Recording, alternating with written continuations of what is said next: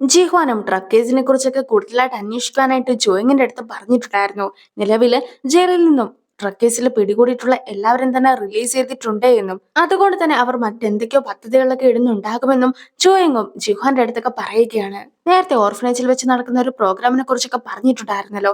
So ആ പ്രോഗ്രാമിന് ആവശ്യമായിട്ടുള്ള സാധനങ്ങൾ എല്ലാം തന്നെ പാക്ക് ചെയ്ത് അതൊക്കെ കൊണ്ടുപോകുവാനായിട്ട് എല്ലാവരും തന്നെ നിൽക്കുമ്പോഴത്തേക്കും ആയിരുന്നു ഉൺഹയും കുറേയധികം സാധനങ്ങളൊക്കെ ആയിട്ട് പെട്ടെന്ന് തന്നെ അവരുടെ കൂടെ വരുന്നുണ്ട് എന്ന് പറഞ്ഞിട്ട് അവരെ ഹെൽപ്പ് ചെയ്യുന്നത്.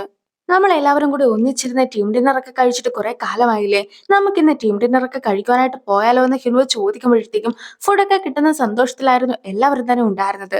അവരങ്ങനെ നേരെ കയറി ചെല്ലുന്നത് യാങ്ങിന്റെ ഹോട്ടലിലേക്കൊക്കെയാണ്. ഹിനു എന്തോ ഒരു പണിയൊക്കെ ഇവിടെ വെച്ച് ഒപ്പിക്കുമെന്ന് മനസ്സിലാക്കിയിട്ടുണ്ടായിരുന്ന അസിസ്റ്റന്റും നമുക്ക് മറ്റേതെങ്കിലും ഹോട്ടലിൽ പോയാലോ എന്നൊക്കെ ചോദിക്കുന്നുണ്ടെങ്കിലും ഹിനു അതിനെ സമ്മതിക്കുന്നുണ്ടായിരുന്നില്ല. എന്നാൽ പിന്നെ എനിക്ക് വയറ്റ് നല്ല സുഖമില്ലാതൊക്കെ ഇരിക്കുകയാണ്, സോ ഞാനും നിങ്ങളുടെ ഒപ്പം വരുന്നില്ല, നിങ്ങൾ അങ്ങ് പൊയ്ക്കോ എന്നൊക്കെ അസിസ്റ്റന്റ് പറയുമ്പോഴത്തേക്കും അസിസ്റ്റന്റിന് കഴിക്കുവാനുള്ള മരുന്ന് പോലും ലേഡി അസിസ്റ്റന്റ് തയ്യാറാക്കി വെച്ചിട്ടുണ്ടായിരുന്നു. അതുകൊണ്ട് തന്നെ അസിസ്റ്റന്റിന് മറ്റു മാർഗങ്ങളില്ലാതെ അവരുടെ ഒപ്പം ഹോട്ടലിലേക്കൊക്കെ കയറേണ്ടതായിട്ട് വരുന്നു. യാങ്ങിന്റെ ആൾക്കാരെ ഹിനുവിനെ കണ്ട് കഴിയുമ്പോഴത്തേക്കും അവനെ അകത്തേക്ക് കയറ്റാതിരിക്കുവാനായിട്ട് റിസർവ്ഡ് എന്ന ബോർഡൊക്കെ വെക്കുന്നുണ്ട്. പക്ഷേ അവിടെ മറ്റൊരു സീറ്റൊക്കെ കാലിയായിട്ട് കിടക്കുന്നത് കണ്ടിട്ടുണ്ടായിരുന്ന ലേഡി അസിസ്റ്റന്റും നമുക്ക് അവിടെ പോയി ഫുഡൊക്കെ കഴിക്കുവാനായിട്ട് ഇരിക്കാമെന്നൊക്കെ പറയുന്നു. അങ്ങനെ അവരും സീറ്റിലൊക്കെ പോയി ഇരിക്കുകയാണ്. ഓൺഹയുടെ വീഡിയോ ഒക്കെ നേരത്തെ തന്നെ യാങ് കണ്ടിട്ടുണ്ടായിരുന്നല്ലോ. അതുകൊണ്ട് തന്നെ ഇപ്പോൾ ഗാംഗിലിന്റെ അടുത്ത് ഓൺഹയുടെ വീഡിയോയ്ക്കൊക്കെ ജിഹ്വാൻ കമന്റ് ഇട്ടിട്ടുണ്ടായിരുന്നു എന്നൊക്കെ പറഞ്ഞ് അതൊക്കെ അവനും കാണിച്ചു കൊടുക്കുന്നു. അപ്പോഴായിരുന്നു ഇതുപോലെ ഹ്യുനുവോ ഇതേ ഹോട്ടലിലൊക്കെ എത്തിയിട്ടുണ്ടെന്നുള്ള കാര്യമൊക്കെ യാങ്ങിനെയും അവന്റെ ആൾക്കാർ വന്ന് അറിയിക്കുന്നത്. യാങ്ങും ഹ്യുനുവിനെ കണ്ടു വന്ന് ചെറുതായിട്ടൊന്ന് സംസാരിച്ചതിന് ശേഷം ഹ്യുനു ഓർഡർ ചെയ്യുന്ന ഏത് ഫുഡ് വേണമെങ്കിലും കൊടുത്തു, അവന്റെ കയ്യിൽ നിന്ന് പൈസയൊന്നും മേടിക്കുവാനായിട്ട് നിൽക്കണ്ട എന്നൊക്കെ പറഞ്ഞ് യാങ്ങും പോകുവാനായിട്ടൊക്കെ ശ്രമിക്കുകയാണ്. ഈ ഒരു ബിൽഡിംഗ് ഒക്കെ കാണുവാൻ നല്ല ഭംഗിയുണ്ടല്ലോ. ഇതിന് മൊത്തത്തിൽ എത്രത്തോളം പണമൊക്കെ ആയിട്ടുണ്ടാവും? അല്ല, നീ ഇവിടുത്തെ വെറുമൊരു പാവം മാത്രമല്ലേ? അങ്ങനെ ഇരിക്കെ ശരിക്കുമുള്ള ബോസ് സിയോ ആയതുകൊണ്ട് തന്നെ നിനക്ക് ഇതിനെ കുറിച്ച് ഒന്നും തന്നെ അറിയാനായിട്ട് വഴിയില്ല. നീ ഒരു കാര്യം ചെയ്യ്, സിയോനെ വിളിക്ക്, ഞാൻ നേരിട്ട് അവന്റെ അടുത്ത് ചോദിച്ചോളാം എന്നൊക്കെ പറഞ്ഞുകൊണ്ട് ഹ്യുനുവും നിൽക്കുന്നു. യാങ്ങും അത് വലിയ കാര്യമൊന്നും ആക്കാതെ നീ നിന്റെ നമ്പറൊക്കെ നൽകുകയാണെങ്കിൽ ഞാനും അതൊക്കെ നോട്ട് ചെയ്ത് വെച്ചോളാം എന്നൊക്കെ പറഞ്ഞുകൊണ്ട് യാങ്ങിന്റെ ഫോണൊക്കെ എടുത്ത് കഴിയുമ്പോഴത്തേക്കും അതിന്റെ അകത്ത് നേരത്തെ യാങ് കണ്ടുകൊണ്ടിരുന്ന ഉൺഹയുടെ വീഡിയോ ഒക്കെ പ്ലേ ആവുകയാണ്. അത് കണ്ട് ദേഷ്യം വന്നിട്ടുണ്ടായിരുന്ന ഹിൻവുവും അവന്റെ കഴുത്തിനൊക്കെ പിടിച്ചിട്ട് നീ എന്തിനാണ് ഇവളുടെ വീഡിയോ ഒക്കെ കണ്ടുകൊണ്ടിരിക്കുന്നതെന്നൊക്കെ യാങ്ങിന്റെ അടുത്തും ചോദിക്കുന്നു. കയ്യിലുണ്ടായിരുന്ന ടോയ്സും ഫുഡ് ഐറ്റംസും എല്ലാം തന്നെ കുട്ടികൾക്ക് കൊടുത്തതിന് ശേഷം പോകുവാനായിട്ടൊക്കെ തയ്യാറായിട്ട് തിരിക്കുകയായിരുന്നു എല്ലാവരും. പക്ഷെ ഉൺഹയും അവരുടെ അടുത്ത് നിങ്ങൾ പോകാതെ കുട്ടികളുടെ ഒപ്പമൊക്കെ ടൈം സ്പെൻഡ് ചെയ്യണമെന്നൊക്കെ പറയുന്നു.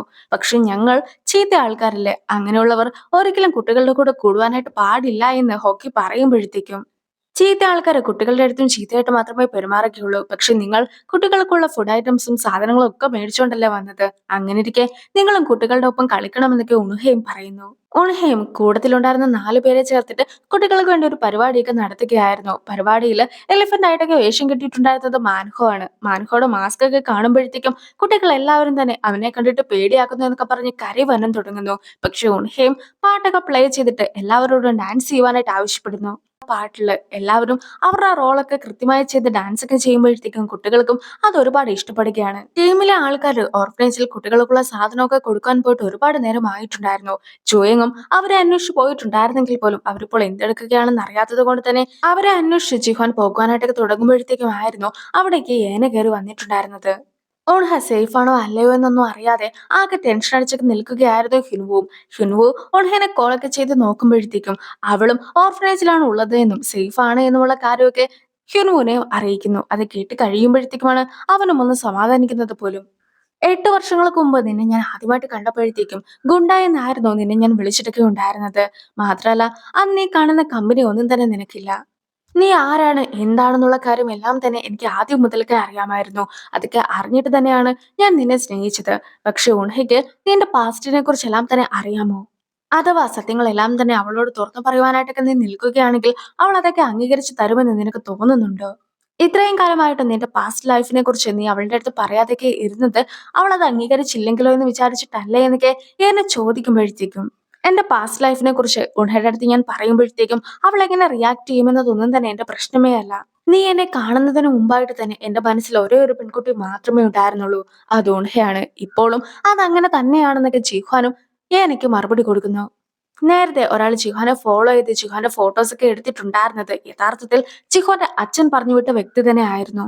ജിഹ്വാനും ഓർഫനേജിലൊക്കെ എത്തിയിട്ട് തന്റെ ടീമിലെ ആൾക്കാർ എവിടെ ആയിരിക്കുമെന്നൊക്കെ ആലോചിച്ച് നിൽക്കുമ്പോഴത്തേക്കുമാണ് അതുവഴി നടന്നു പോയിട്ടുണ്ടായിരുന്ന രണ്ട് വർക്കേഴ്സ് ഇന്ന് ഇവിടെ വന്നിട്ടുണ്ടായിരുന്ന ആൾക്കാർ കുട്ടികളുടെ അടുത്ത് ഒരുപാട് കമ്പനിയൊക്കെ ആയിട്ടുണ്ട്. അവരും ഇപ്പോൾ തുണിയൊക്കെ അലക്കിക്കൊണ്ടിരിക്കുകയാണെന്നൊക്കെ പറയുന്നത് ജിഹ്വാനും കേൾക്കുന്നത്. സോ ജിഹ്വാനും അവിടേക്ക് ചെന്ന് നോക്കുമ്പോഴത്തേക്കും എല്ലാവരും തന്നെ വളരെയധികം എൻജോയ് ചെയ്തൊക്കെ തുണി അലക്കുന്ന കാഴ്ചയൊക്കെ ആയിരുന്നു അവനും കണ്ടിട്ടുണ്ടായിരുന്നത്.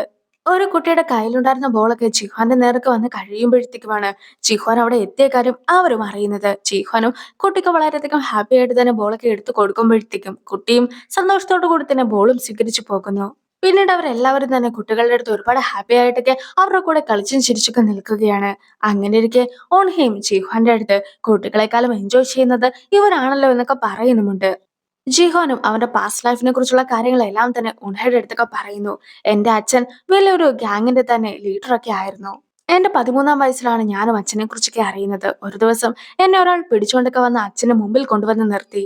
അച്ഛനും അച്ഛനെ കുറിച്ചുള്ള കാര്യങ്ങളൊക്കെ എനിക്ക് അറിയാമോ എന്നൊക്കെ എന്നോട് ചോദിക്കുകയും ഉണ്ടായി. എന്തായാലും ഇനി ഒരിക്കലും ഞാൻ അയാളെ കാണുവാനായിട്ട് സുമനസാലെ പോകുകയില്ല എന്നൊരു തീരുമാനമൊക്കെ അന്ന് തന്നെ എടുത്തിട്ടുണ്ടായിരുന്നു. പക്ഷെ 3 വർഷങ്ങൾക്ക് ശേഷം എനിക്ക് വീണ്ടും അയാളുടെ അടുത്തൊക്കെ ചെല്ലേണ്ടതായിട്ട് വന്നു എന്ന് പറഞ്ഞ് അന്ന് നടന്ന കാര്യങ്ങളൊക്കെ കാണിക്കുന്നു.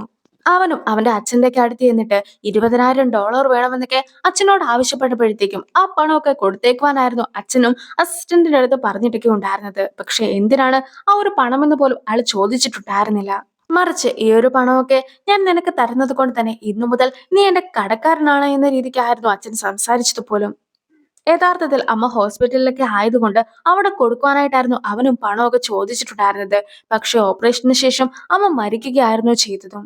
പിന്നീട് അവിടെ ജിഹ്വാന്റെ അച്ഛനൊക്കെ വന്നതിന് ശേഷം ഇന്നു മുതൽ നീ എന്റെ മകനായിട്ടുള്ള ജിഹ്വാനാണെന്നൊക്കെ പറഞ്ഞ് അവനെ ഏറ്റെടുക്കുകയായിരുന്നു. അവൻ സ്കൂളിലൊക്കെ പോയിക്കൊണ്ടിരുന്ന കുട്ടി ആയിരുന്നെങ്കിൽ പോലും ഇനി പഠിത്തം പോലും വേണ്ട എന്ന രീതിക്കായിരുന്നു അച്ഛൻ നിന്നിട്ടുണ്ടായിരുന്നത്. എന്തൊക്കെ പറഞ്ഞാലും ഞാൻ ചെയ്ത കാര്യങ്ങളെല്ലാം തന്നെ എന്റെ മാത്രം തീരുമാനങ്ങളായിരുന്നു. ഞാൻ തന്നെയാണ് അച്ഛന്റെ അടുത്ത് നേരിട്ട് ചെന്ന് സഹായം ചോദിച്ചതും സഹായം കൈപ്പറ്റിയതും ഏറ്റവും ഒടുവിൽ അച്ഛന് കീഴിലൊക്കെ വർക്ക് ചെയ്തിട്ടുണ്ടായിരുന്നതും.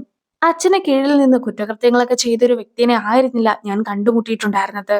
മറിച്ച് നിന്റെ ജൂനിയേഴ്സ് ആയിട്ടുള്ള ആൾക്കാരുടെ അടുത്ത് എങ്ങനെ വേണം ഒരു വ്യക്തി പെരുമാറുവാൻ എന്നൊക്കെ നീയാണ് അവർക്ക് പഠിപ്പിച്ചു കൊടുത്തിട്ടുണ്ടായിരുന്നത്. നീയാണ് ഒരാൾക്ക് വാക്കൊക്കെ കൊടുക്കുകയാണെങ്കിൽ ആ വാക്ക് എന്ത് വില കൊടുത്തും നടത്തണമെന്ന രീതിക്കൊക്കെ ഹോങ്കിനെ പറഞ്ഞ് മനസ്സിലാക്കിയിട്ടുണ്ടായിരുന്നത്. അവൻ ഇപ്പോഴും അങ്ങനെ തന്നെയാണ് ചെയ്യാറുള്ളതും.